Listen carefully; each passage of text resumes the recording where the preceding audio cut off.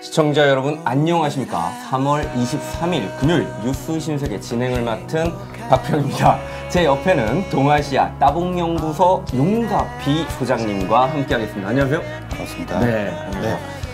오늘 뉴스 브리핑으로 바로 들어가 보도록 하겠습니다.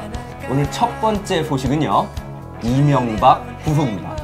야, 이게 참 요 5글자를 저희가 굉장히 오랜 시간 동안 읽고 왔거든요. 네, 정말 아름다운 네. 구속이죠? 예, 정말 아름답게. 오늘 하루 행복하기. 네. 정말 오늘 행복한 하루 되셨으면 좋겠습니다. 네, 저는 어제 11시경 영장이 딱 발부되자마자 이 한자서가 떠올랐습니다. 수지 부모 영장 발부. 네. 수지 부모 영장 발부요? 예, 수지 부모가 영장을 발부했구나. 영장 담당 전담 판사님께서 아마 저희 딸 이름이 수진가 보다 이런 생각을 했습니다. 사필 규정 이런 말도 떠올랐고요. 방송 전에 용가피 소장님께서 재미가 없으면 냉대해달라고 그랬는데 제가 웃어버렸어요. 이러면 안 되는데.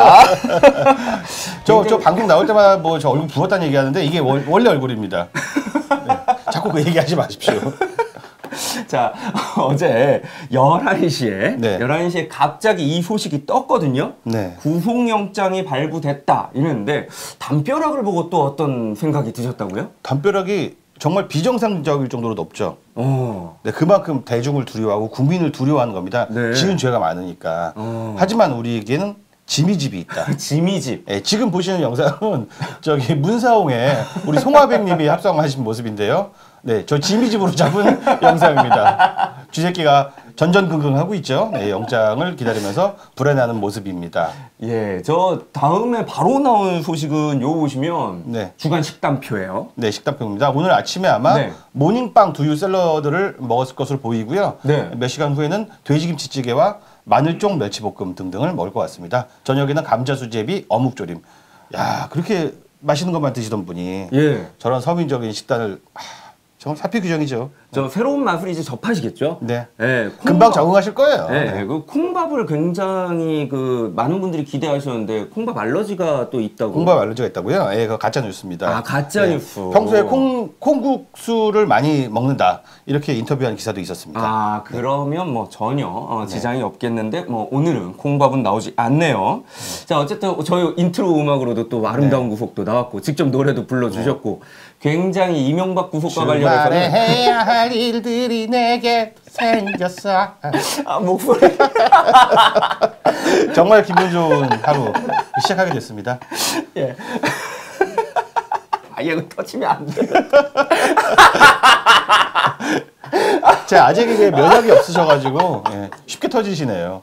아니요, 저는 목소리를 바꾸실 줄은 몰랐어요. 예, 진행하겠습니다. 예.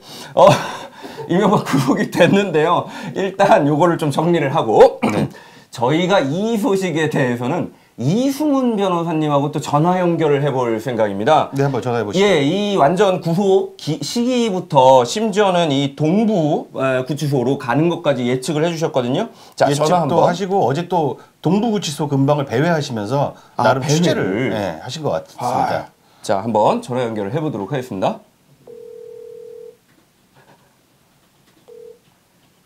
네, 이승훈입니다. 예, 안녕하세요, 이승훈 변호사님. 네네. 네, 이 바쁘신 중에 또 전화 연결해 주셔서 굉장히 감사드립니다. 네. 지난 소환 때 말이죠.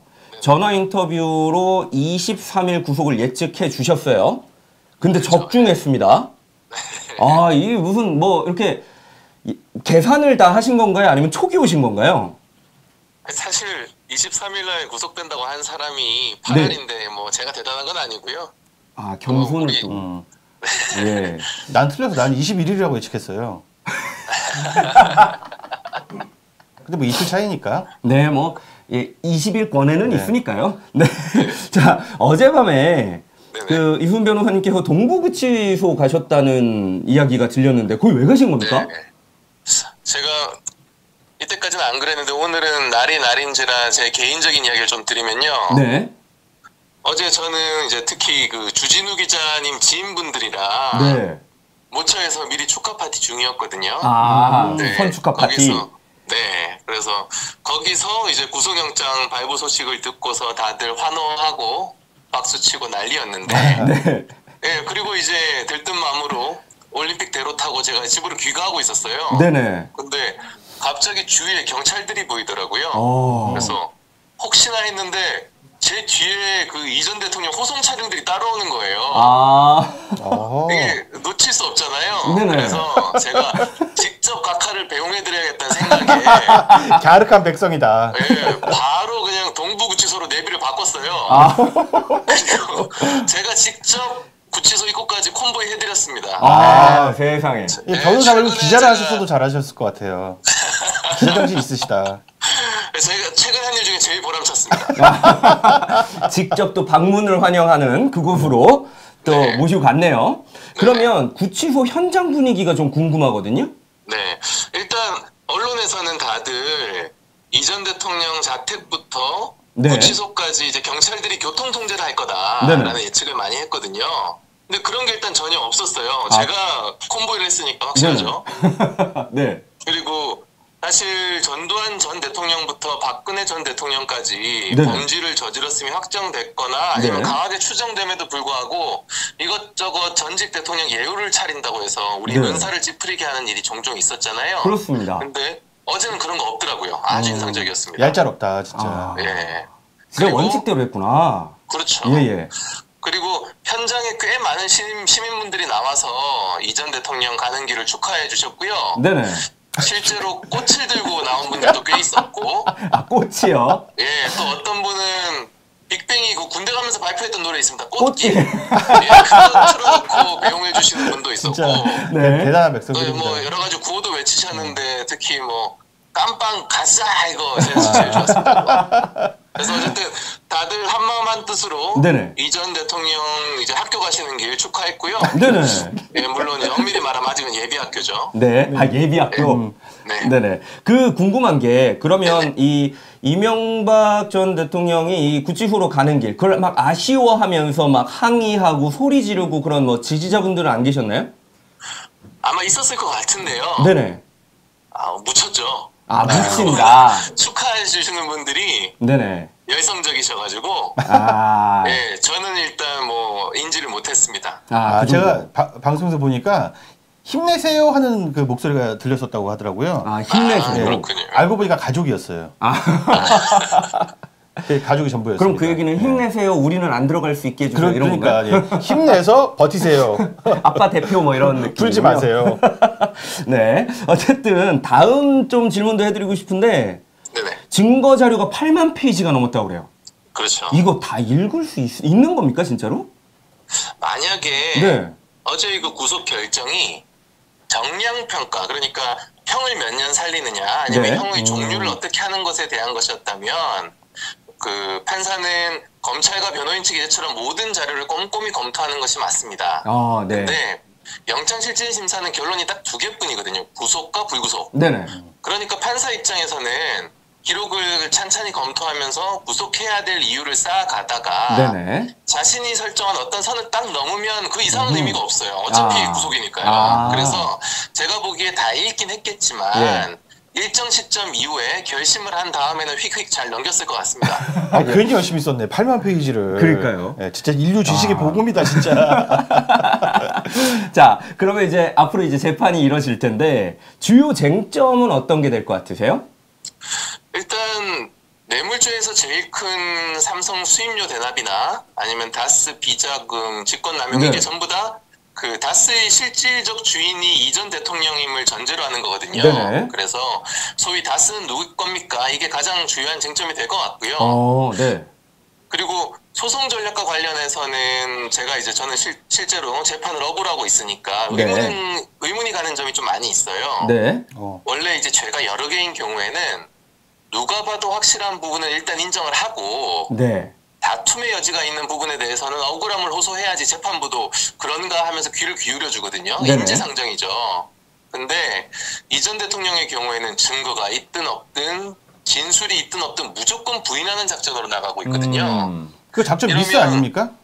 그렇죠. 이러면 피고인이 하는 말 전체의 진실성을 의심받기 때문에 매우 위험해요. 왜 이러는지 전 잘 모르겠고. 근데 굳이 짐작을 해보자면 네. 예, 이전 대통령은 변호사한테도 자신이 100% 누명을 쓴 거다라고 말하고 있는 것 같아요. 아. 그래서 의뢰인이 변호사한테 거짓말을 하면 그 재판은 진짜 답이 없습니다. 예, 무덤을 파고 있다고 봅니다. 제 생각에는 이명박이 거짓말을 한다기보다는 진짜로 믿는 것 같아. 자기가 무죄라고. 워낙 네. 착각을. 그냥 스스로 아주 신념화 시켜버린 것 같습니다. 그래서 본인은 거짓말을 한다고 생각을 안 하는 것 같은데 그 페북 메시지에서도 보면은 네네. 진정한 나를 깨달을 날이 사람들이 알아줄 날이 올 것이다 이런 얘기를 하잖아요. 아, 진정한 나. 나름의 진정성이 보이더라고요. 아, 정말. 막 믿어주고 싶어. 이게 이 윤곽필 소장님은 이제 야당과의 접점을 자꾸 늘려가다 보시니까 자꾸 네. 이렇게 마음이 혹하시는. 출입처 동화 현상. 자, 그래서 앞으로 이제 이런 다수가 누구 거냐를 쟁점으로 진행이 이제 재판이 진행이 될 텐데 만약에요 구속영장이 기각되었다라면 그러면 네. 이명박 수사는 향후 어떤 방향으로 전개되셨을 것 같아요? 뭐 구속은 됐지만. 네, 만약 그랬다면 당장 이제 검찰의 사기도 한풀 꺾이고 네네. 이명박 측은 기고만장해서 억울함을 호소하고 뭐 이거 봐라 다 조작이더라 법원은 못 속였다 가짜 카톡이 돌고 뭐 상상도 하기 싫은데요. 근데 네. 그래도 기각됐더라도 시간이 지체돼서 그렇지 아하. 결국엔 들어가셨을 겁니다. 결국에 결론은 하나네요. 네. 예. 변호사님, 저 진짜 궁금한 게 있는데 네, 그 영장 심사에 안 나오면 불리하잖아요. 그렇죠. 거의 뭐 그 청구율이 100%에 육박하게 되는데 도대체 네네. 왜 안 나갔을까요? 제가 보기에는 일단은 영장실질심사를 제대로 받아도 100% 구속이라고 생각한 것 같아요. 아하. 네, 사실 저 자포자기구나. 같은 제3자도 제가 뉴스 신세계 인터뷰에서 네네. 단도직입적으로 구속됩니다 이렇게 장담했었잖아요. 예, 그렇습니다. 예, 바로 옆에서 보면 훨씬 확실했겠죠. 그리고 또 생각한 것은 집에서 끌려나가고 가족들 울고 가신들 침통해하고 네네. 이런 장면을 노출해서 네. 여론 국면의 전환을 꾀한 것 같은데요. 동정표. 아, 예, 근데 뭐 결과는 아시다시피 대실패죠. 그러니까 끝까지 어쨌든 전략을 쓴 거네요. 그렇다고 봅니다. 변호사님 앞으로 일정 어떻게 예상하십니까? 일단 오늘은 검찰이 적응할 시간을 주겠다고 했으니까 내일부터 바로 추가 조사를 할 거고요. 그리고 형사소송법에 따라서 20일 내에 기소를 하게 될 겁니다. 네네. 그리고 그 이전 대통령과 같은 구속 기소의 경우에는 구속 기간 제한이 있어요. 네. 예, 그래서 뭐 1심은 무조건 6개월 내에 끝내야 된다 이런 게 있거든요. 네네. 그래서 아마 지체하지 않고 재판이 진행될 거고요. 아, 예. 단지 이제 변수는 추가 기소예요. 왜냐면 지금 앞으로 밝혀질 죄들이 더 크다는 이야기도 많거든요. 그렇죠. 그러면 이게 만약 근시일 내에 이런 죄들이 밝혀진다면, 그래서 기소가 될 정도가 된다면 이번 재판 중에 그것들이 더해져서 병합이 될 거고요. 네. 그게 아니면 확정 판결을 받고 형무소 생활 하시는 도중에 추가로 징역형이 더해질 수도 있습니다. 저 한 가지 궁금한 게 있는데요. 네네. 이게 이 국민들이 자꾸 이렇게 보다 보니까 불안한 게 또 있어요. 구속이 네. 됐는데도 불구하고 갑자기 또 나오는 경우가 있었잖아요. 김관진 같은 경우. 맞아요. 그렇죠. 예, 혹시 이명박은 들어갔다가 네네. 다시 또 그런 식으로 나올 가능성은 없는 겁니까? 제로라고 말할 수는 없는데요. 네네. 지금 현재 법원이 얘기한 구속 사유가 네. 증거인멸의 우려거든요. 결국 핵심은. 네네. 그리고 전부 부인하고 있고 네. 갑자기 이명박 대통령이 모든 그 자신의 입장을 전환해가지고 대부분의 죄를 인정하면서 반성을 하면서 이런 말도 안 되는 네네. 그 전환이 급격하게 일어나지 않는 한 사정 변경을 이유로 그 갑자기 보석되거나 할 네. 가능성은 매우 낮습니다. 그러면 이제 다행스럽게도 계속 구속된 상태로 조사받고 재판까지 받는 그런 모습을 저희가 볼 수 있겠네요. 네네네. 그럴 가능성이 훨씬 크다고 봐야죠. 뭐 걱정 안 하셔도 될 것 같습니다. 아유, 다행입니다. 어쨌든 이수근 변호사님 이렇게 인터뷰 응해주셔서 너무 감사드리고 또 좋은 말씀 해주셔서 너무 감사드리고요. 네. 예, 저번에 인터뷰 해주셨던 것처럼 불금이 계속 이어질 것 같습니다. 다들 축하드립니다. 아유, 축하드립니다. 정말 이 내수진작에 큰 도움이 됩니다. 각하가 좋은 일도 이렇게 하는군요. 예, 네. 이수근 변호사님, 저희 나중에 또 연락드려가지고 인터뷰 요청드리도록 하겠습니다. 오늘 요청 이제 응해주시고 좋은 인터뷰 해주셔서 감사드립니다. 예, 고맙습니다. 예, 감사합니다.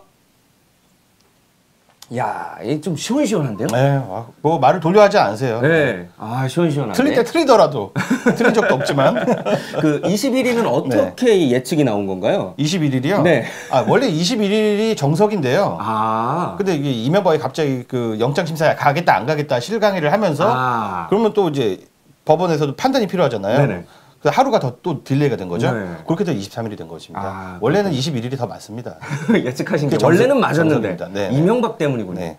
나쁜. 예. 그러면 다음 좀 여쭤보고 싶은 게 있는데 그 구속을 끌어낸 이제 구속 영장 내용이 네. 있을 거 아니에요? 그게 좀 궁금합니다. 구속 영장 전략이 네. 매우 좋았습니다. 아, 전략이 좋았다. 네. 검찰에. 구속 영장에서 정말 많은 1000페이지를 넘게 할애한 부분이 그 증거 인멸이 우려된다는 내용입니다. 네. 근데 거기에 또 우리가 잘 몰랐던 숨겨졌던 비하인드가 꼼꼼하게 들어가 있어서 비하인드. 예, 저에게 감동을 주고 있는데요. 그러면 그 비하인드 말씀해 네. 주시죠.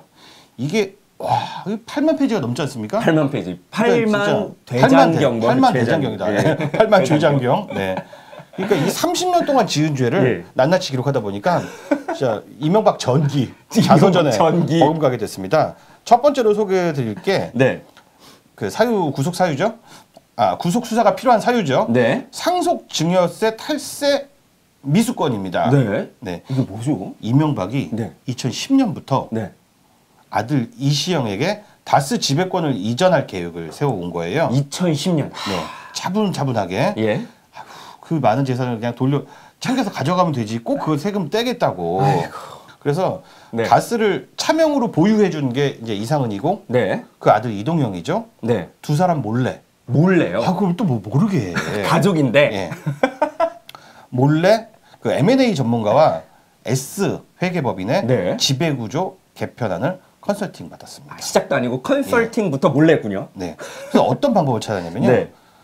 2009년 재산을 출연해서 만든 청계재단 있잖아요. 네, 저희가 잘 알고 있는 네. 재단이죠. 이 청계재단을 성실공익법인으로 인정을 받고 지정을 받아서 이상은 씨 명의의 그 다스 차명 지분 5%를 추가로 취득하라고 지시를 한 것입니다. 성실공익법인. 네, 이게 뭐죠? 성실공익법인. 까다롭죠? 네. 그 상속세 및 증여세법에 따른 일정한 요건을 갖춘 공익법인인데 요건이 아주 복잡합니다. 네. 그 외부 감사를 받을 건, 뭐 네. 소득 80% 이상을 뭐 직접 공익 목적 사업에 사용할 것 등등인데요. 네네. 네.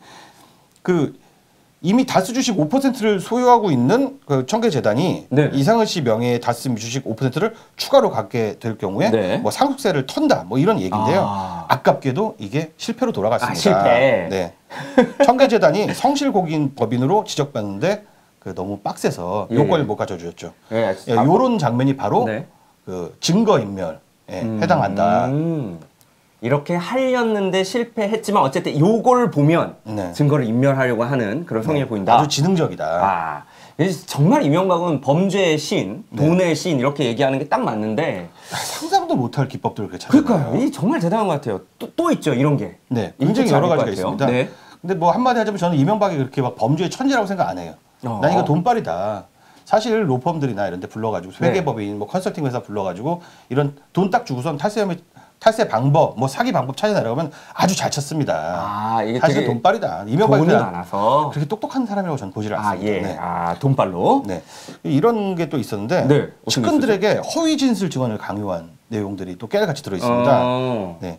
그 이명박이 1996년에 4월에 총선을 출마하면서 여론조사기관에 여론조사를 맡겼는데 네. 이 돈을 또 다스 돈으로 또 쓴 거예요. 자기 돈은 안 쓰고. 네. 그러니까 이걸 갖고서 뭐 이상은 씨나 그 네. 다스 직원 아무개 씨한테 네. 이거 내가 한 거 아니다. 허위 진술을 니들이 한 거다. 허위 진술을 시키기도 했고요. 그래서 또 이제 무죄 판결을 받게 된 거예요. 또 2008년 초에 경찰이 다스 수사를 하는데 네. 김재정, 이상은이 도곡동 땅과 다스의 주인, 그리고 이명박은 다스와 전혀 무관하다. 뭐 도곡땅 그 매각대금 15억 원은 이상은 이동영에게 전달됐다. 나한테 안 왔다. 이런 식으로 허위 진술 리허설을 시킨 겁니다. 사람들 다 가족들을 모아놓고서 변호사와 검사 역할을 하고 상황극을 펼치면서 연습을 한 거예요. 연기파인데요, 네, 연기파입니다. 그 장면을 진짜 누가 캠코더로 찍어놨다면 진짜 재밌겠다. 야, 이 다큐멘터리 영화에 그냥 들어가는 거죠. 변호사가 검사 역할을 하면서 법정에서 진술하는 것을 모의 훈련까지 했다. 이런 게 영장에 깨알같이 박혀 있는 것입니다. 이 내용이 영장에도 들어가 있다. 네네. 그럼 뭐 법원 입장에서는 뭐 진짜 이거는 뭐 무조건 이건 증거인멸할 만한 가능성이 높은 인물이다. 아, 판사가 보기에도 네. 얘 냅두면 큰일 나겠다 진짜. 그렇죠. 네, 그런 생각이 들겠죠. 뭐 기타 뭐 네. 분식회계를 직접 지시하는 장면도 있었고, 네. 뭐 분식회계를 직접 아주 디테일하게 지시를 하면서 네. 열심히 그 비자금을 모으다가 비자금이 어느 정도 임계점에 올랐어요. 네. 꽉 찼습니다. 2006년에 그걸 보고하러 비자금 이만큼 모았습니다 하고 보고하러 온 그 다스 김성우 전 사장에게 네. 이렇게 말했습니다. 자, 올해부터는 내가 큰 꿈이 있으니 올해부터는 위험한 일 하지 마라 라고 합니다. 큰 꿈이 있다. 큰 꿈. 뭐죠? 대선 출마입니다. 진짜. 아니 정말 저 사실 그때 당시 이명박 뭐 대선 나오고 이럴 때 어떤 잡지인지 모르겠는데 왜 뭐 월간 조선 뭐 이런 식의 왜 정치 잡지들 있잖아요. 그런 데서 굉장히 오래된 프로젝트, MB 대선 프로젝트 막 이런 걸 보면서 에이 설마 했는데 네, 정말 꼼꼼하게 준비를 해온 것이죠. 진짜 야, 요 얘기 좀 대선 출마 관련 얘기 좀 더 들려주세요. 네, 그 다스 격리 직원이 120억 횡령한 사건도 잘 알죠. 120원이 아니라 120억입니다. 이분이 되게 많은 젊은이들의 롤모델이 됐더라고요. 누가요? 이 다스 격리 직원. 예, 격리 직원이요. 네, 120만 원을 슈팅하고 하고서 근속을 계속해. 계속 근속을 할 수 네, 있었던 그렇죠. 이 어떤 야, 이 처세술의 달인 아니냐 네. 이런 얘기가 있던데. 이명박이 근데 이걸 검찰에 안 들키고 돌려받아야 되는 입장인데 네. 이거 정말 재밌는 항목입니다. 그걸 이상은 씨 아들 있죠? 네. 네, 조카 이동영이 해결을 해버렸어요. 아, 이동형이 해결했다고요? 예, 이동영이 이걸 해결했습니다. 네. 국유의 미수 채권을 회수해서 들여온 것처럼 허위로 처리하기로 결정을 한 거예요. 아, 허위로. 예, 네. 이래서 돈을 세탁은 물론 법인세 납부액까지 줄일 수 있게 되었습니다. 아. 그러자 이명박이 이렇게 말합니다. 자, 뭐라 말하죠? 잘했다 동영아. 이제 네가 혼자 다 해도 되겠다. 완전히 후계자를 인정을 한 것이죠. 네. 그러니까 이게 너무 재밌는 게 혼자 다 해도 되겠다. 뭐 대단한 성과를 많이 컸다. 네가 우리 패밀리 만약에 조폭지다면 네가 진짜 우리 조직의 입봉이다. 입봉이 이제 한 주먹이란 뜻이죠. 아니 이렇게 얘기했다는 건 그냥 가족 자체가 진짜 범죄 집단을 상정하고 가정하고 얘기하는 것 같아요. 진짜 그 느와르물이죠, 느와르물. 아, 진짜 경제 느와르물 같아요. 네. 참 진짜 어마어마합니다. 이런 내용들이 막 이제 구속영장에 네. 아주 자세하게 적혀 있고요. 네. 또 이제 이팔성한테 돈 받은 얘기도 또 굉장히 재밌습니다. 네. 이팔성이 그 이상득 비서관을 통해서 이팔성이랑 돈을 주고받았거든요. 네, 주고받았어요. 네, 두 차례 주고받았는데 막 이런 얘기도 나옵니다. 비서관이 이팔성에게 차에서 내리지 마십시오. 트렁크를 여십시오. 그다음에 싹 가가지고 트렁크를 들고선 차에 딱 싣고 그대로 가버리는 장면이 있었고요. 네. 이거 진짜 그냥 영화예요. 무슨 영화예요. 그냥 이걸 다 찍었어야 영화 보는 되는데. 영화. 예. 진짜 어마어마합니다. 근데 재밌는 점은 또 있어요. 네. 이 장면을 그 성동조선해양의 김대석 부회장이 네. 주차장 한 군데서 지켜봤다는 거예요. 망원경 같은 걸로. 네. 아, 돈 주면서 네, 혹시 이렇게 펜션 이렇게 만나나. 네. 이거는 뭐 그냥 이런 거를 이제 시나리오 작가가 나중에 영화라고 하면 각색할 게 없어. 그냥 그대로 다큐멘터리로 만들어도 그렇죠. 이건 어마어마한 거. 네, 진짜 이거 의욕이 안 생길 것 같아요. 내가 원작보다 정말 재밌게 써야 될 거 아닙니까? 네. 요거는 좀 나중에 무슨 드라마로 진짜 한 100편 이상 나올 수도 있을 것 같은데요? 시즌 5까지 갈 것 같아요. 시즌 5까지. 아, 진짜 어마어마합니다. 이 구속영장 자체에 이 숨겨져 있던 현대사 꽉꽉 채워져 있는데 책으로 나오면 베스트셀러 될 것 같아요. 한번 이렇게 되겠죠. 책으로 한번 엮어보실 생각 없으세요? 진짜 이거 한번 해볼 만한데 인생을 걸고. 네, 진짜 이거는 뭐 완전 나올 것 같은데요? 뭐 영화, 만화, 뭐 모든 컨텐츠가 다 성공할 것 같습니다. 그래서 안 하실 건가요? 안 합니다. 왜 안 하시죠? 방송해야지. 아, 예. 자, 그러면 이제 이명박이 페이스북에 이 바로 또 입장문을 올렸대요. 네, 입장문 혹시 네. 읽어보셨나요? 저 읽어봤습니다. 아, 입장문 보시고 내용 느낌이 어떠셨습니까? 저는 굉장히 많이 짜증났어요. 왜요? 이걸 뭐 하는 거지? 그러니까 자기는 결백하고요. 그리고 자기가 무슨 범죄를 다 질러놓고는 자기가 뭔가 아주 나쁜 계략에 의해 잡혀가는 거이기 때문에 내가 이렇게 총대 매는 멋진 뭐 속된 말로 오야붕이다 약간 이런 느낌이 나는 저는 느낌을 받았거든요. 이게 뭐지? 저는 상당히 좀 스탠스가 애매하다 이런 느낌을 받았는데 예. 자꾸 부인을 하는 모습을 보여주면 여론이 나빠지잖아요. 네네. 그러니까 약간 인정하는 듯한 느낌. 부족함도 있었습니다. 이런 멘트를 넣고 그렇다고 또 인정은 딱히 안 하고 네. 네. 판결에 불리해지니까 네. 그런 느낌을 받았습니다. 근데 어쨌든 이 입장문이 이게 15분 만에 2천 따봉을 벌었어요. 그러니까 2천 따봉. 이 15분 만이라는 게 중요한데 지금은 뭐 몇만 따봉인지 알 수가 없습니다. 네. 그러니까 따봉 문제만 연구하는 제 입장에서는 정말 이걸 또 분석을 해볼 수밖에 없었습니다. 아니 근데 윤가피 후장님께서는 이걸 전문적으로 연구를 하시잖아요. 그렇습니다. 그럼 윤가피 후장님은 15분 만에 2천 따봉을 얻으신 적이? 15분은 좀 어렵고요. 아, 조금 어렵고. 좋은 글을 쓰면은 며칠은 걸리죠. 그래도 1000따봉 만들려면. 네. 근데 이명박은 15분 만에 2천 따봉. 확실히 사람은 커야 된다. 유명세라는 건 무시 못한다인데요. 이 따봉이 이제 제가 그 요즘은 따봉 감정도 공감 버튼도 굉장히 여러 가지잖아요. 네. 봤더니 한 50%가 그냥 파란 따봉. 아, 파란 따봉. 네. 그리고 웃겨요가 25% 정도. 예, 웃겨요 25%. 그리고 18% 정도가 화나요. 아, 화나요. 근데 멋져요도 굉장히 많아요. 멋지다 멋져요. 이게 진짜 멋지다는 네. 뜻은 아니겠죠. 그래서 이 처음에 이 따봉 이 공간 버튼의 비율은요. 네. 제가 굉장히 여러 차례 조사를 해봤는데 보통 5분에 결정이 납니다. 그 비율은. 아, 며칠이 지나도 그 비율 그대로 지속됩니다. 아마 지금도 그렇게 계속 올라가고 있을 것 같습니다. 아, 저는 따봉 연구가 이 정도로 세심하게 연구하실 줄은 몰랐어요. 엑셀에 다 때려가면서 데이터 분석하고 표도 그려가면서 나름 연구를 합니다. 대단한데요. 그러면 이렇게 15분 만에 2천 따봉이나 받은 이 입장문, 네. 예, 한번 분석 좀 해볼까요? 네. 그 몇 군데 발췌해서 좀 볼게요. 네. 다 하면 좀 지루하고요. 이걸 본인이 쓴 것이라고 전제를 한다면 네. 이런 얘기 나오죠. 과거 잘못된 관행을 절연하고 깨끗한 정치를 하고자 노력했지만 오늘날 국민 눈높이에 비춰보면 미흡한 부분이 없지 않았다. 네. 미흡했다. 라는 얘기죠. 미흡했다. 그렇죠. 이게 비리 인정처럼 보이지만 사실은 부하들이 잘못해서 내가 부하 관리를 잘못했습니다. 이런 뉘앙스라고 보여지는데 네. 결과적으로 좀 잘못 쓴 것 같아요. 아직도 이명박을 믿고서 너 죄 없지라는 소수의 어리석은 백성도 있을 거 아닙니까? 예. 근데 보시기에 미흡하다라는 단어를 쓰고는 좀 적절하지 못했다. 전략적으로 별로라고 생각하고요. 이거 되게 좀 쫄려 있는 느낌이 저는 좀 나는 게 이렇게 없지 않았다 이중부정이잖아요. 뭐 그쵸. 아니하지 아니한 건 아니한다 뭐 이런 식으로 해서 자신의 뭔가 이거를 좀 드러내긴 싫은데 맞습니다. 어쨌든 억지로 쓴 네. 그런 느낌이 좀 나네요. 그리고 또 이런 부분이 있죠. 네. 지난 10개월 동안 견디기 힘든 고통을 겪었다. 가족들은 인륜이 파괴되는 아픔을 겪고 있고 네. 인륜이 파괴되는 아픔. 저는 이걸 보고선 너무 기뻤습니다. 이 문장이 제일 기뻤습니다. 기쁘셨다고요? 예, 이재호가 네. 한 팟캐스트 불금쇼에 나와서 이런 얘기를 했는데 네. 우리 각하께서는 지금 아주 의연하시다.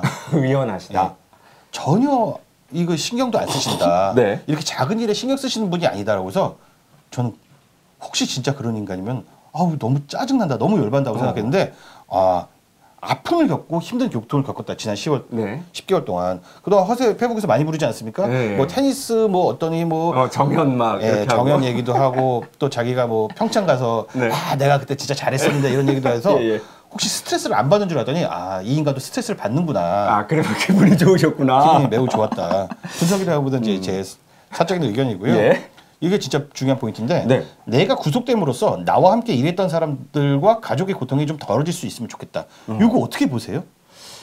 저는 이제 요거를 딱 하면서 이제 내가 구속됐으니까 좀 가족을 놔둬라 이런 어떤 요청처럼 좀 보였거든요. 그 문장의 형식 논리로 보면 그렇긴 한데 네. 이명박이 과연 그런 사람일까요? 그러니까요. 그런 사람이 아니잖아요. 저는 이명박이 소시오패스라고 생각하기 때문에 그럴 리가 없다고 생각하고요. 이런 문장을 쓴다면 동정표가 모인다라는 것을 노린 것이지. 그냥 동정표. 실제 수사 과정에서 나를 잡아가시고 내가 저기 가족들의 죄를 뒤집었을 테니까라고 할 리가 없습니다. 그럴 리가 없다. 동정표를 노린다. 그 이명박의 지금 전략들은 네. 수사가 시작된 이후부터 아주 일관됩니다. 별다른 전략이 없으니까 동정표, 정상 참작 이런 류로 가게 되는데요. 혹시라도 뭐 이시영이 뭐 뒤에서도 얘기했지만 이시영이 뭐 우는 장면을 보니까 또 마음이 찡했다 이런 동정심을 갖게 될 경우에 이명박의 전술에 놀리는 말려드는 것이다. 이 얘기를 꼭 하고 싶습니다. 그러면 오히려 우리가 이 가족의 고통 이거는 정말 그걸 느끼는 것도 아니고 이명박은 그냥 자기 죗값 좀 줄이려고. 네, 그렇습니다. 동정표 얻어보려고. 동정표 좀 얻어보려고 하는 것이죠. 절대 참. 말려들어서는 안 되겠고요. 네, 말려들면 안 되겠네요. 네. 이제 각 당 반응 좀 한번 좀 알아보도록 하겠습니다. 굉장히 궁금한데 또 야당 또 전문가세요. 이거 5당 반응 다 살펴볼 필요가 없고요. 그 바른미래당 그리고 자유한국당 두 군데만 좀 살펴보도록 하겠습니다. 자유한국당의 장제원 대변인은요. 너무 감정이입을 했어요. 네. 네, 문재인 정권이 이명박 전 대통령을 타겟으로 수사를 시작할 때부터 이미 예견된 수순이었지만 네. 무척 잔인하다는 프레임을 계속 강조합니다. 저는 이 사진을 봤는데 사진에만 약간 이렇게 하는 게 있더라고요. 네, 본인의 미래를 이게 우는 연상하는 게 건가요? 아닐까요? 졸렸던 건가요? 뭔가요?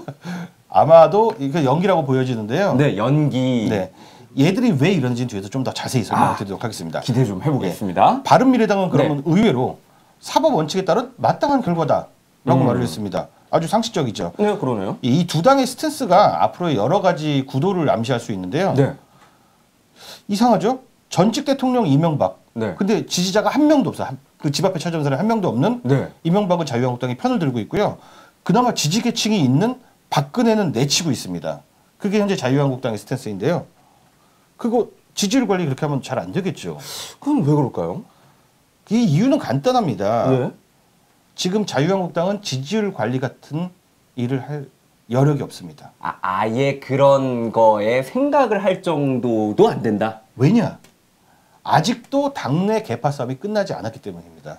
당내 개파 싸움이요. 어쨌든 간에 친이계라고 꼭 특정할 수는 네. 없지만 지금 자유한국당의 지도부나 네. 권력 실권을 쥐고 있는 쪽은 친이계에 조금 가깝습니다. 친이계가 그러니까 비박계.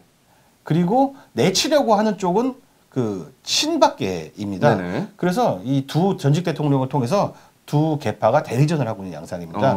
그래서 뭐 지지율 관리를 한다기보다는 개파 싸움의 수단으로 쓰는 것뿐입니다. 그러니까 지지율이 지금 안 나오는 것이죠. 이게 야당 리포트에 보면 이런 내용이 또 더 자세하게 나와 있었잖아요. 네, 그렇습니다. 어제 뉴스 신세계에서도 그 김진태 의원이 홍준표한테 좀 입 좀 다물어라. 뭐 이런 식으로 얘기한 것도 전달을 해드렸는데 그런 상황 때문인 거죠. 자유한국당의 모든 갈등은 친박계, 비박계 갈등이다. 친박과 이렇게 비박. 볼 수 있습니다. 그래요. 어쨌든 저희로서는 좋은 네. 그냥 안에서 계속 싸웠으면 좋겠네요. 너무 좋지. 너무 좋은. 네. 그럼 역시 야당 전문가 나오신데요. 자, 그러면 어젯밤 이명박 아들 이시영이 굉장히 서럽게 우는 모습이 나왔어요. 네네. 눈물의 의미? 자, 눈물의 의미 뭘까요? 방송에서는 그 네. 이시영의 눈물을 아버지에 대한 걱정, 염려, 네. 뭐 가족에 대한 연민 등등으로 해석을 하던데 저건 공포에 질린 얼굴입니다. 공포. 예. 한번 우리 생각해 봅시다. 아버지가 구속이 됐어요. 그러면은 이런 느낌의 슬픔입니다. 이런 느낌의 슬픔이고요. 본인이 이제 잡혀가게 됐잖아요. 네네. 자기를 버텨주던 네. 이명박이 아버지가 잡혀갔어요. 그리고 가면도 줄줄줄 풀 겁니다. 분명히. 예. 아유 난 모른다. 네. 시영이가 알아서 한 일이지. 공포죠.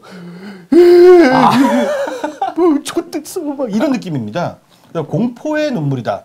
이렇게 해석할 수 있을 것 같습니다. 아빠가 가서 시영이가 알아서 했어. 이렇게 얘기할 걸 생각하니까 너무 무서운 잘 거야. 알고 있죠. 우리 아버지에 대해서. 네. 그러면 이런 얘기가 있더라고요. 그 힘내세요 외쳤다는 게 가족인 것 같은데 그 얘기는 힘내세요 그냥 혼자 다 하세요 이런 느낌으로 외친 물론이죠. 물론이죠. 그런 거였구나. 근데 그 연기가 네. 이렇게 굉장히 출중하신데. 뭐 연기는 별게 없어요. 그러니까 예. 얼마큼 몰입을 하느냐. 메소드 액팅이죠. 예, 그 캐릭터에 몰입을 깡남쇼에서의 메인 혹시 연기입니까? 두 분께서 이렇게 연기를 그건 약간 만담 장르죠. 만담 장르. 깐족 장르. 연기를 같이 넣어주셔야 될 것 같아요. 네, 두 분이 열심히 연기도 하겠습니다. 네, 알겠습니다. 자, 이게 보면 어쨌든 지금 분위기는 이명박의 입장문이 뭐 그다음 많은 분들에게 감흥을 불러일으키지는 않는 것 같아요. 전략 부재다. 전략 부재. 예. 자, 여기까지 일단 이명박 구속에 대한 뉴스 브리핑의 내용을 마무리하도록 하고요. 두 번째 소식으로 넘어가도록 하겠습니다. 길었죠? 이명박 구속 이야기가. 자, 어제 두 번째 소식은요. 어제 문 대통령께서 베트남 순방을 가기 전에 어차피 언젠간 가야 할 길이라며 개헌 추진을 강조하셨거든요. 이 조국 민정수석도 이제 브리핑을 통해서 이 사흘에 걸친 대통령 개헌안 설명을 마쳤습니다. 한병도 청와대 정무수석은 오후에 정세균 국회의장과 여야 정당 지도부에 개헌안을 보고하고 또 전문을 전달하기도 했죠. 자, 윤 소장님, 이제 개헌 정말 어떻게 되는지 궁금한데요. 이후에 일정 좀 소개해 주시죠. 네, 법제처 심사에 들어가게 되고요. 네. 그리고 이낙연 총리가 26일에 주재하는 임시국무회의에서 심의하고 의결하게 됩니다. 네. 26일이면 문 대통령께서는 이제 아랍에미리트에 계실 때잖아요. 네. 인터넷이 있지 아, 않습니까? 인터넷. 네. 전자결제로 딱 처리를 하게 되는 것이죠. 이 개헌 시계가 진짜 정말 막 돌아가고 있습니다. 이게 네. 정말 되는 거 아니냐라는 우리 기대를 품게 되는데 어찌됐든 이제 공은 이제 국회로 넘어갔어요. 네. 국회로 넘어갔고 정확히 말하면 야당에게 넘어갔죠. 네네. 우리 대통령님께서는 그 야당 밀어붙이는 솜씨가 보통이 아니십니다. 이 명분과 실리를 항상 갖고 가고 계시는데 명분을 너무 잘 잡으시니까 네. 국회에서는 쩔쩔맬 수밖에 없다는 거죠. 이번에 발의한 개헌안도 네. 야당에게 한 달의 시간을 주셨습니다. 너무 무섭지 않아요? 한 달 줄게. 네, 4월 동안 네 합의안 내놔. 안 내놓으면 우리 그냥 고하고 네. 내놓으면 처리할게라고 말씀을 하셨습니다. 진짜 무서운 것 같아요. 그 네. 예전에 작년에 추경 예산 때도 저는 좀 기억이 나거든요. 이렇게 얘기하시고 또 직접 국회 가셔서 프레젠테이션 또 하시고 할 거는 다 하세요. 네. 저 이거 개헌도 나중에 또 국회 가셔서 빨리 좀 내놓으셔라. 네. 프레젠테이션 한번 하시면. 예, 하실 것 같습니다. 그죠? 네. 그러면 또 엄청난 압박이 될 것 같은데. 네. 그러면 이제 국회는 뭐 방법이 없죠. 네. 주어진 시간은 한 달입니다. 국회가 합의안 마련할 수 있을까요? 불가능하죠. 불가능. 무능하고 탐욕스럽고 게으르고 그 사람들이 할 수 있겠습니까? 이게 지금 네. 뒤에서도 많이 설명드리겠는데 네. 정의당과 민평당도 지금 내각제로 방향을 잡았잖아요. 네네. 네. 근데 이 사람들이 또 손쉽게 애매해요. 자한당, 바미당하고 손잡기가 좀 애매합니다. 그렇죠. 근데 우리 정부 잘 되라고, 우리 청와대 잘 되라고, 문 대통령님 잘 되라고 찬성하기도 애매합니다. 네.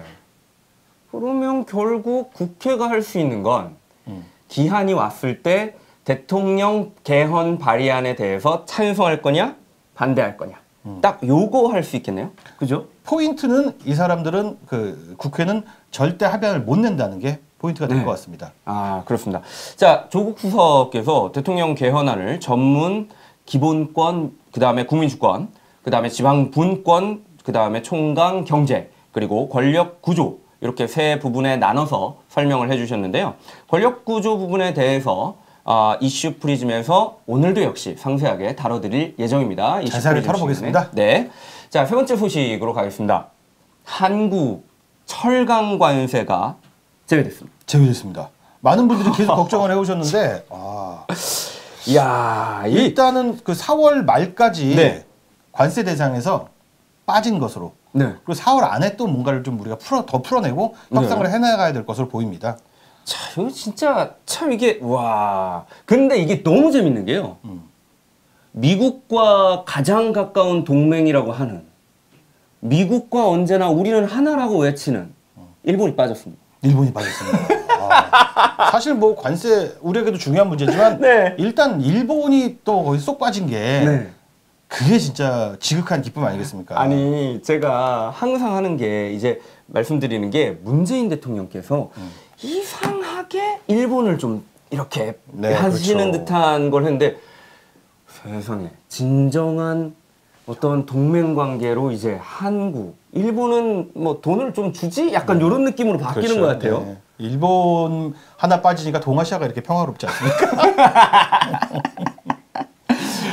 좀 어떡하죠? 아베가 그 똥줄 타나요? 아베요? 네. 아베는 아마 이런 심경일 것입니다.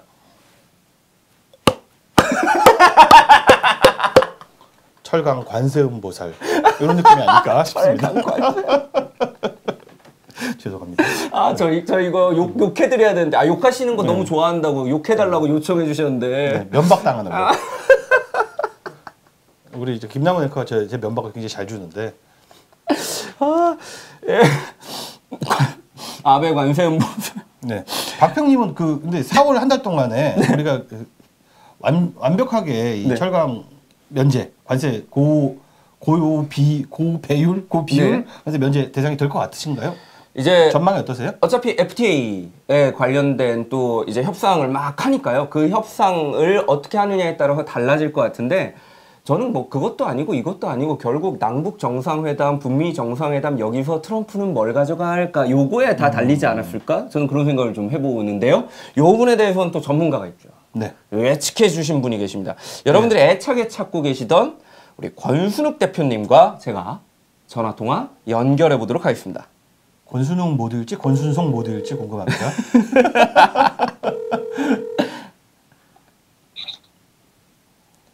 여보세요? 네, 여보세요. 네, 안녕하세요, 권순욱 대표님. 네, 권순욱입니다. 자, 권순욱 대표님 나오셨는데 제가 그렇게 좀 부탁을 드렸었어요. 이거 정말로 철강 관세 제외되면 노래라도 한 곡 부르시라고.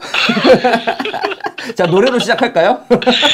아름다운 구석인걸. 아, 잘한다. 네. 예, 권순욱 대표님 이제 좀 여쭤보고 싶은데 이 철강 관세 진짜 이거 날짜까지 말씀해 주셨어요. 그리고 정확하게 말씀해 주셨거든요. 이거 비결 어떻습니까? 비결이 뭐죠? 합리적으로 추론하는 거죠. 술 먹고 그냥 막 던진 거 아닙니까?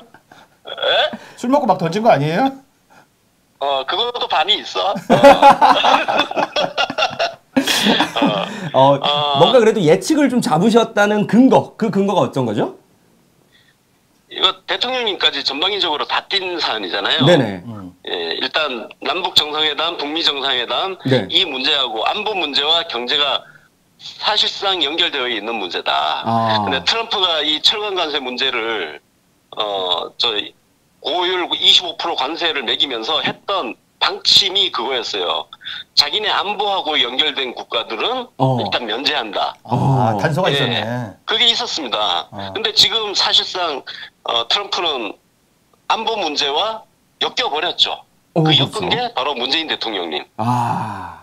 예, 사실상 엮여 있습니다, 지금. 오. 그래서, 제가 그때 이제 뭐 발효일 하루 전에는 좋은 소식이 오지 않을까. 네네. 더군다나 조금 전에 우리 박 형님이 언급했듯이 한미 FTA 이야기도 그때 했잖아요. 네네, 그렇습니다. 예. 그래서 그 협상에서 통으로 엮어 넣어서 굳이 따로 철강 알루미늄만 따로 떼내서 협상하는 게 아니라 네네. 아마 김현종 본부장이 그렇게 협상했을 것 같아요. 지금 이미 그렇게 보도 나오고 있는데 네네. 철강 알루미늄 관세도 한미 FTA 협상에 같이 집어넣어서 같이 일괄 협상하는. 그래서 미국은 그걸 안 받을 이유가 없는 상황이 된 거죠. 그러니까 네. 이게 다 저번에 해주신 말씀이신데 술 먹고 그냥 하신 말씀이 아니라 다 근거가 있으셨네요. 네, 평소에 뭐, 공부를 많이 한 상태에서 술을 먹어야 돼요. 저는 그냥 술을 먹으면 개소리밖에 안 나와요.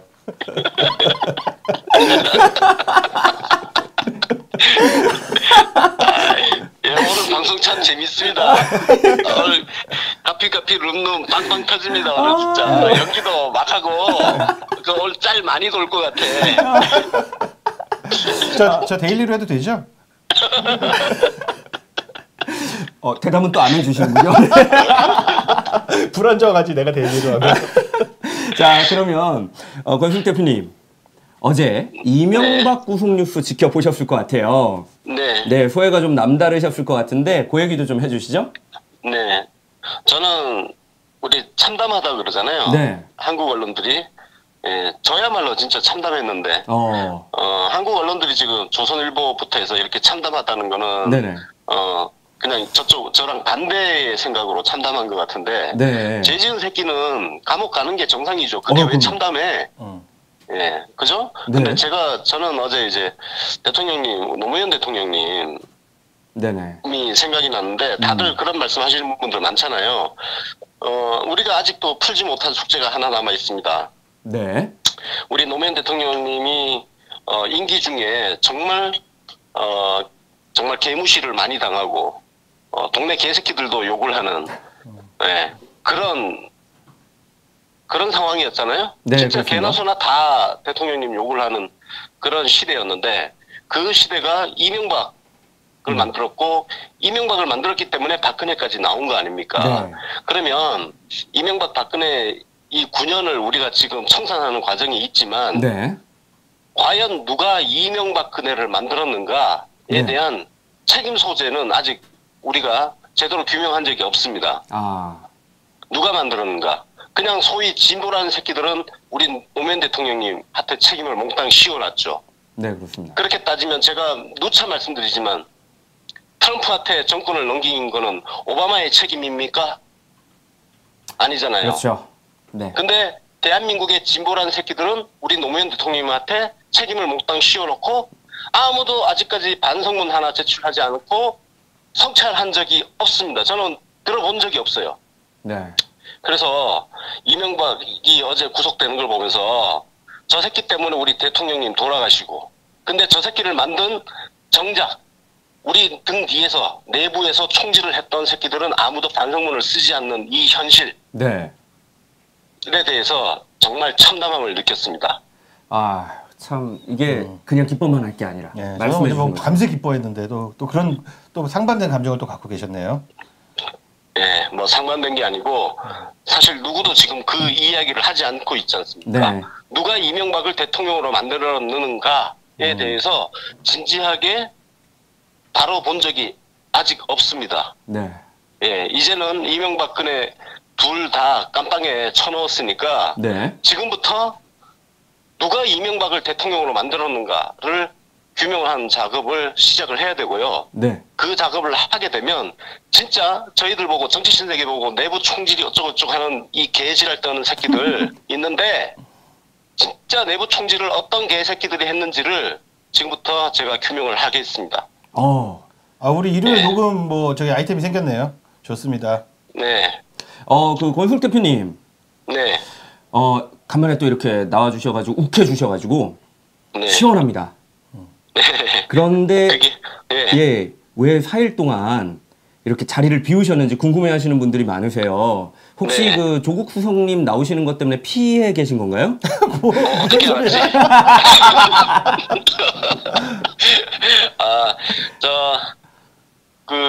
지금 시청자분들 이제 대충 눈치채셨겠지만 메인 앵커석에 우리 박형님이 이제 앉았잖아요? 예. 나 아니었어? 네가 메인 앵커 아니었어? 땜빵이야. 수가 그렇게 1년 내내 충성을 다했는데. 우리 박형님이 이제 뉴스 신세계 메인 앵커로 예, 그죠? 우리 그 일종의 뭐 약간 시험 기간 지났는데 너무 잘하시는 것 같아요. 네, 그래서 우리 박형님 앞으로 우리 메인 앵커 하면 될 것 같고 그 옆에 이제 누가 앉을 것인지는 앞으로 좀 예, 이번에 보니까 조합 돌려가면서 하니까 굉장히 다 괜찮았던 것 같아요. 그래서 이제 예. 예, 근데 권순욱 대표님이 예, 나오셔야 되는데. 네? 권순욱 대표님 돌아오셔야 되잖아요. 예, 저는 가는데 제 자리를 어떻게 자리 잡을지도 고민을 좀 하고 있어요. 작가세요, 작가. 어떻게 옆에 앉을 건지. 네, 일단 얼굴이 너무 딸려가지고 일단 너무 젊어. 늙었잖아. 우리 둘이 너무 젊죠? 네. 하여튼 그래서 4월에 개편을 좀 하는데 예, 이제 이번 주까지 예, 너무 수고 많으셨고 잘 봤습니다. 그래서 이걸 토대로 해서 4월에 새로워진 뉴스 신세계 그리고 새로운 편성 등등 해서 새로운 프로그램까지 해서 예, 좀 단장을 새롭게 좀 하려고 합니다. 아, 예. 일단 권순욱 대표님.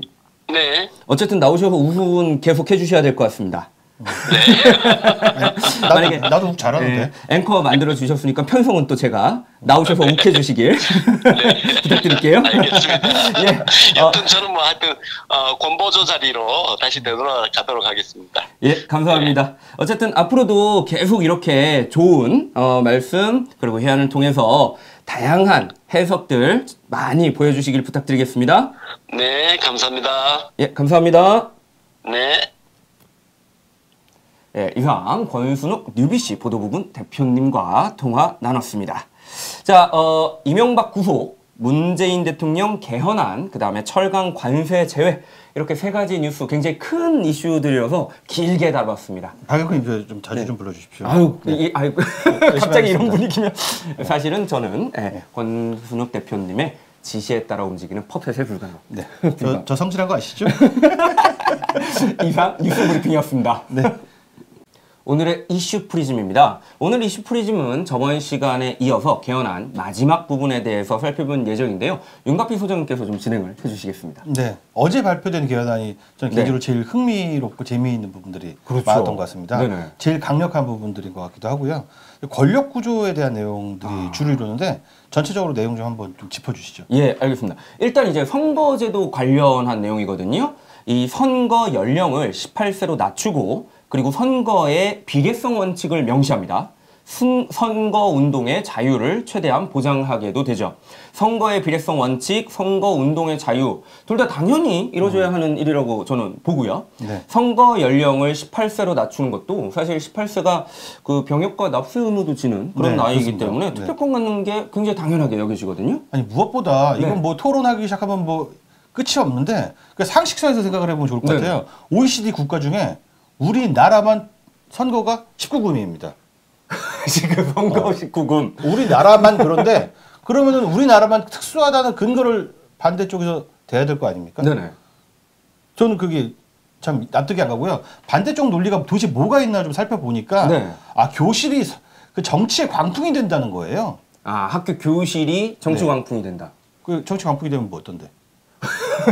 그렇죠. 아 근데 저는 이게 참 그 굉장히 많이 만들어진 프레임이라고 좀 보는데 자꾸 정치를 혐오하게끔 만들어서 정치가 마치 나쁜 거인 것처럼 그렇습니다. 정치 얘기를 하면 또 나쁜 거고. 아 정치를 학교에서 배우면 더 좋죠? 그렇죠. 네. 학교에서 학생들이 정치 얘기하고 그러면 올바른 정치, 좋은 정치 이런 이야기를 또 할 수 있는 거 아니에요? 네, 무엇보다도 네.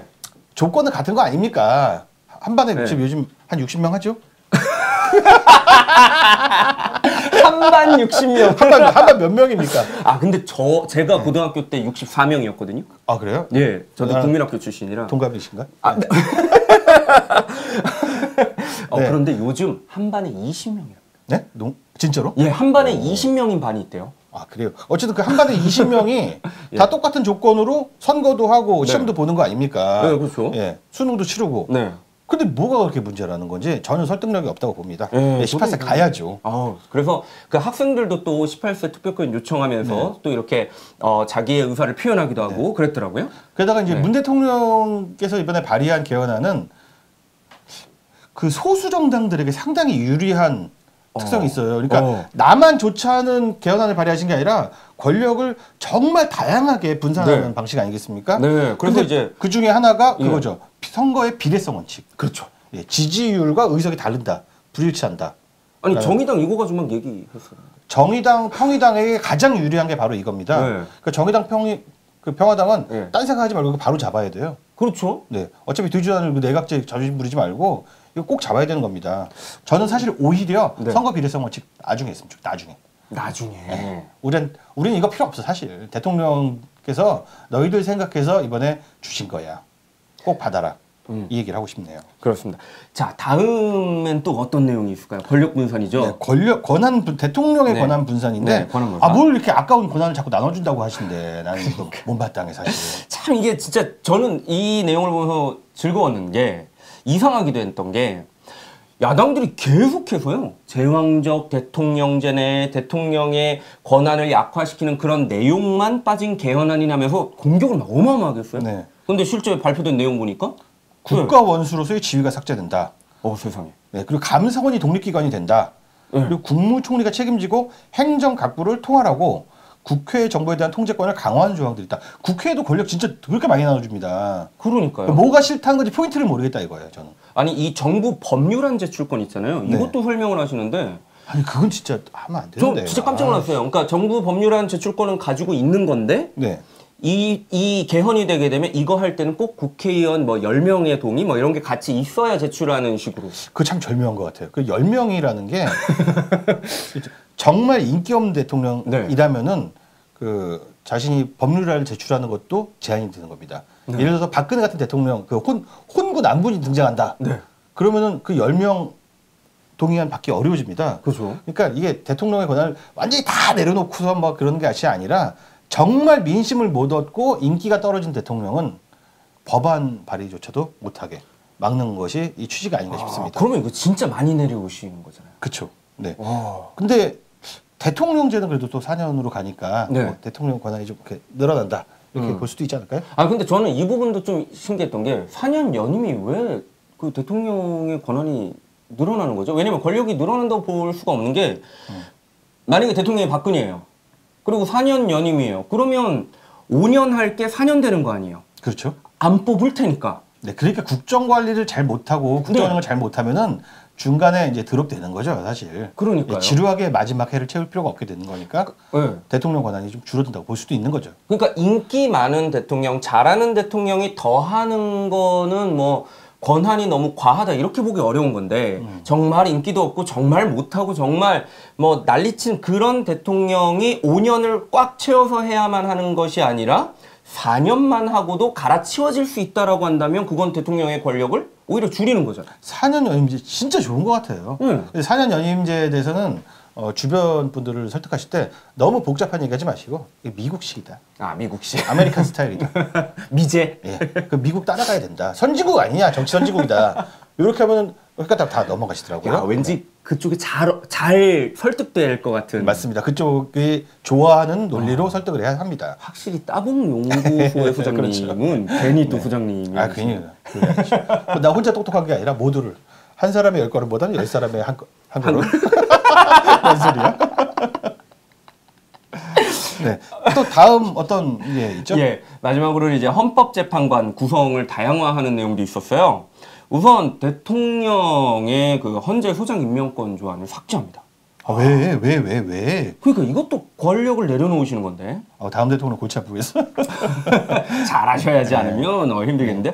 그리고 법관 자격을 갖지 않은 사람도 재판관이 될 수 있다고 하는데요. 이 부분은 조금 저는 좀 이렇게 약간 해석이 필요할 것 같긴 한데 법관 자격을 갖지 않은 사람도 재판관이 될 수 있다. 아, 이건 제가 해드리겠습니다. 네. 법관 자격을 갖지 않은 사람들도 네. 재판관이 될 수 있다는 뜻입니다. 뭐 오늘은 이 정도만. 또 시간이 좀 보니까 부족하네요. 아, 요거는 또 자세히 설명드릴게요. 예, 트위터 수준으로 따봉 받을 수 있는 멘트였군요. 아, 정말 많이 배웁니다. 여러분들 이거 배우시면 따봉 많이 받으실 수 있으실 것 같아요. 자, 그러면 이 4년 중임제, 4년 연임제 요런 이 대통령을 어떻게 뽑을 것인가, 대통령제를 어떻게 할 것인가에 대한 이야기들. 야당 대선 후보들의 공약이 좀 궁금해집니다. 하도 비판이 많으니까 말이죠. 그러니까 지난 대선에서 야당 대선 후보들이 거기다 당 또 장악하고 있잖아요. 네. 그렇죠. 당권 잡고 있거나 당대표거나 하잖아요.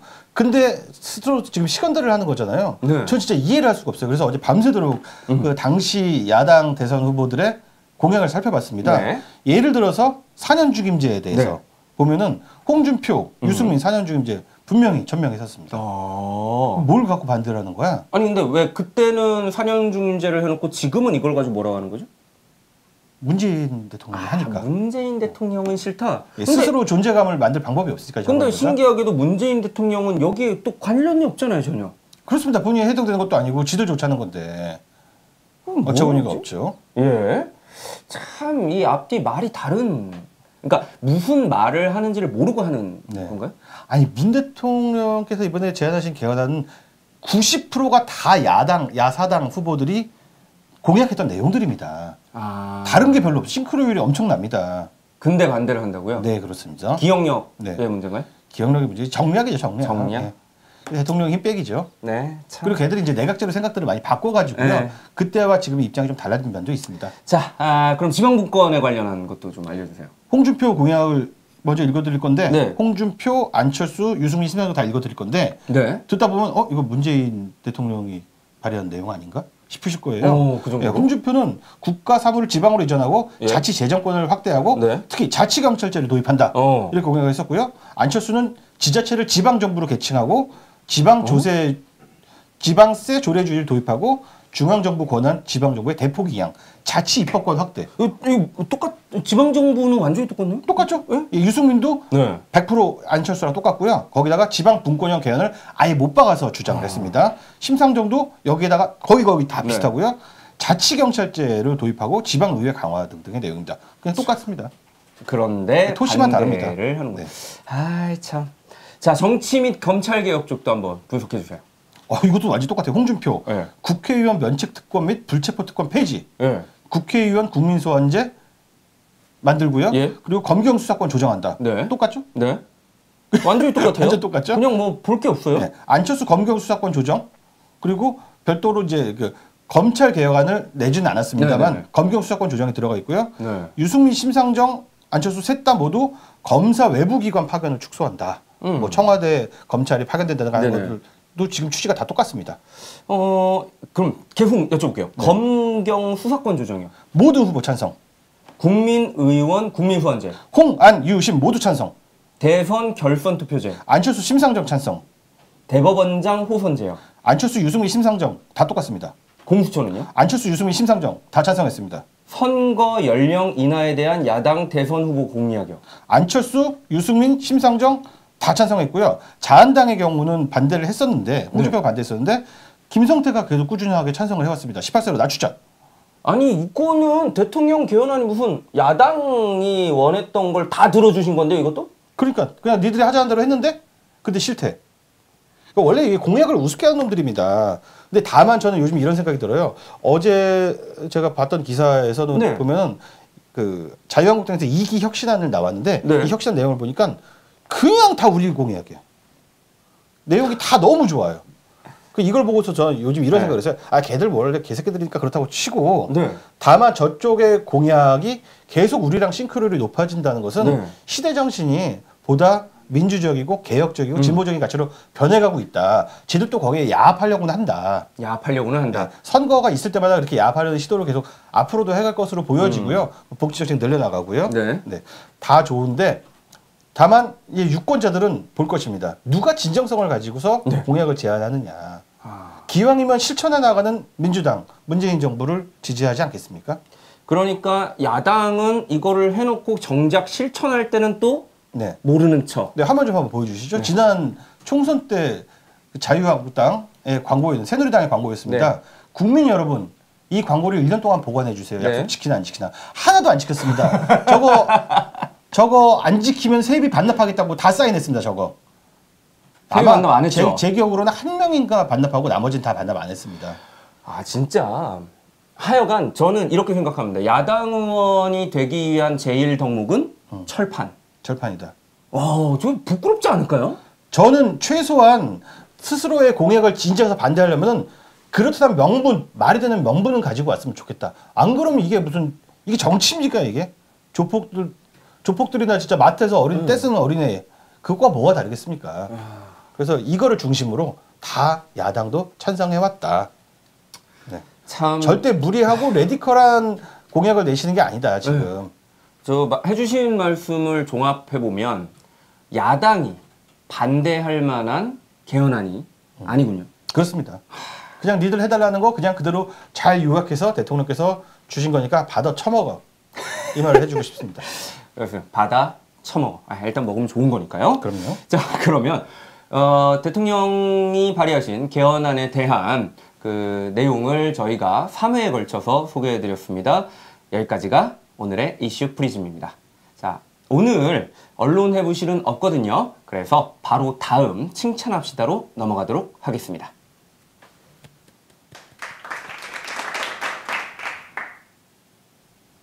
오늘의 주인공입니다. 자, 오늘 주인공 굉장히 궁금하실 것 같은데 바로 주진우의 핑크 보따리입니다. 그렇습니다. 주진우의 핑크 보따리. 자, 이명박이 구속되기까지 여기까지 오기까지는 뭐 나코스 팀도 고생 많이 했고 또 주진우 기자 정말 고생 많았죠. 네. 그런데 저는 이제 이 저널리즘이 네. 현실계에 들어오게 된 그 계기라고 생각합니다. 그게 뭐냐? 저 핑크 보따리는 스스로 수사한 내용을 검찰에 갖다 준 거예요. 네. 그러니까 취재를 잘하다 못해서 증거를 아예 검찰에 갖다 바쳤습니다. 사실 검찰 입장에서는 이번에 수사의 핵심이 그리고 앞으로 재판의 쟁점이 다스 실소유주 여부라고 될 거라고 하지 않습니까? 네네. 근데 그 검찰 입장에서는 지난 스스로의 조직에서 그 다스 실소유주 문제를 오히려 면죄를 줬던 사건 아닙니까? 이거 다시 파기 부담스럽죠. 네. 아무리 지금 검찰이라도 이건 좀 부담스러운 일인데 그거를 아예 핑크 보따리로 갖다 바쳤기 때문에 이게 동력이 돼서 또 그리고 여론을 계속 꾸준히 만들어줬기 때문에 그러니까요. 여기까지 올 수 있었다. 핑크 보따리 진짜 열일했다. 야. 특급 칭찬이야? 네가 빨간색 보따리였으면 잘 안 풀렸을 거야. 고생했다. 이 얘기 드리고 싶고요. 또 한 분 또 칭찬할 분이 있죠? 있습니다. 우리 이제 MB 구속을 만들어낸 주진우 기자를 비롯한 낙검수팀 정말 저희가 칭찬드리는데 또 이와 더불어서 칭찬받아야 될 아주 중요한 분들이 계시는 거예요. 정말 중요한 분들. 이번에 국민청원 참여해주신 분들 진짜 어려운 거 우리 두 개나 돌파를 했습니다. 네. 바로 장자연권 관련 네. 건하고 또 청와대 개헌안 건. 그렇습니다. 이 저희 뉴스 신세계에서도 이 장자연 씨 관련한 이 청와대 그 청원권에 대해서는 계속해서 좀 관심을 가져달라고 부탁을 드렸었는데요. 20만 돌파했고요. 그 다음에 청와대 개헌안도 20만 돌파했습니다. 권순웅 의원이 이렇게 얘기를 하더라고요. 카톡방에다가 이거 될 때까지 뉴스 신세계에서 매일 다뤄라. 네. 이렇게 말씀하셨는데 뭐 권순욱 의원이 잘한 게 아니라 우리가 잘한 거죠. 가서 설명하는 우리가 진짜 잘한 겁니다. 예, 칭찬해. 네, 우리 스스로를 네. 이제 다독이면서 우리 네. 스스로를 칭찬해주면 될 것 같습니다. 우리 정말 대단한 국민이 되었습니다. 오늘의 뉴스 신세계는 이걸로 마무리하면 될 것 같은데 마지막으로 하시고 싶은 말씀 딱 한마디 하시고 정리하시죠. 네, 식사 맛있게 하십시오. 네, 감사합니다. 네, 지금까지 시청해주신 시청자분들께 진심으로 감사드립니다. 감사합니다.